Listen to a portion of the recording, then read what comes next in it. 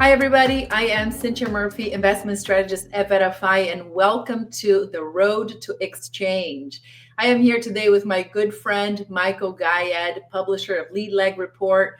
To introduce Michael is a little bit of a futile effort. This guy is up to everything all the time. He does so much, and he requires no introduction. He's an award-winning author. He's a portfolio manager of several funds. He's a macro thinker. He's a macro talker. He's everywhere. And I'm excited to be here with him today. Hey, Gayed, how are you? That was the nicest thing I think you've ever said to me. And I've known you for a long time, so I appreciate that. And I'm looking forward to getting together with you and a whole bunch of other people at Exchange. Yeah, we're excited. We're about a month away from Exchange the conference. It's in Las Vegas this year. But, as we start to think about a face-to-face event, I wanted to just pick your brain a little bit about this year is kind of a crazy year so far. There's been so much going on in markets and economy around the world. We have no shortage of things to talk about. Yeah. So as you're out there, you're a road warrior, you're talking to everybody. What are some of the key themes that you're really focused on as you try to make sense of the investment opportunity this year? Well, I think we're trying to make sense of what makes sense, right? Because we're seeing, obviously, there's a lot of volatility around policy, tariffs. Obviously, the Trump administration the next 4 years having all kinds of implications on economics and, of course, investing asset classes. I get the sense from a lot of financial advisors that I myself speak to that nobody really knows what's coming. Nobody has any high conviction in anything.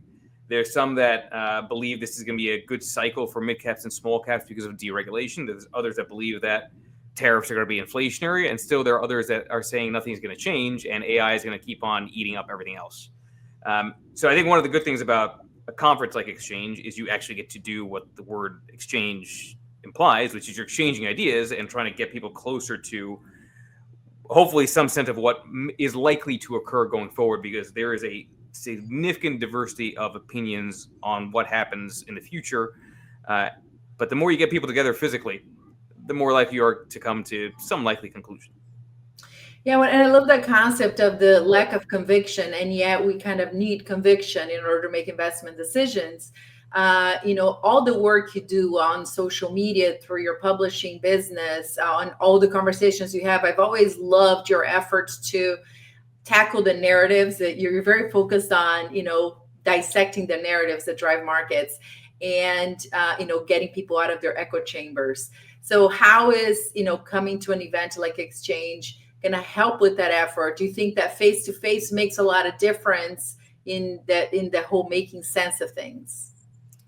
It's like the best conversations, ideas tend to happen usually over some kind of libation at a bar, right? We'll have that. Yeah, I know, and I will not be fasting on those days.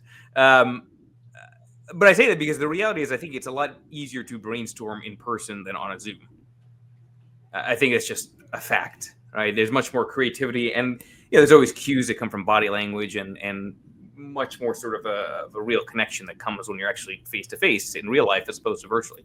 So I think I fully anticipate and expect that there's going to be a lot of really good things that will come out of conversations with people that I myself have only done Zooms with, but that I will end up meeting, for the first time ever at Exchange, right? As far as that being a sort of a central hub. I do think in today's world, especially post-COVID, there is a premium to doing things face-to-face. Yeah, and it's interesting because as we live in this kind of remote world, when I think about the role of an advisor, you not only have to make sense of markets, you also have to make sense of constantly changing tools of the trade, Sure. Given all the technology. To talk about AI, all these things, in your own life, Gayed, how do you go about staying on top of the best innovation that helps your business without getting lost in the ocean of choices that are out there? Well, you have to have a trusted filter, right? VettaFi, by the way, is one of them. Okay, I like to think of some of the stuff that I do is also one of them too on the lead lag media side. But I think you're right. There's a lot of saturation of information and noise, so it's more important than ever to figure out which vendors are really good at only giving you the signal, or at least giving you the stuff that actually benefits, right, you more directly in terms of the bottom line. So having the right partner is everything, not just personally, but also professionally.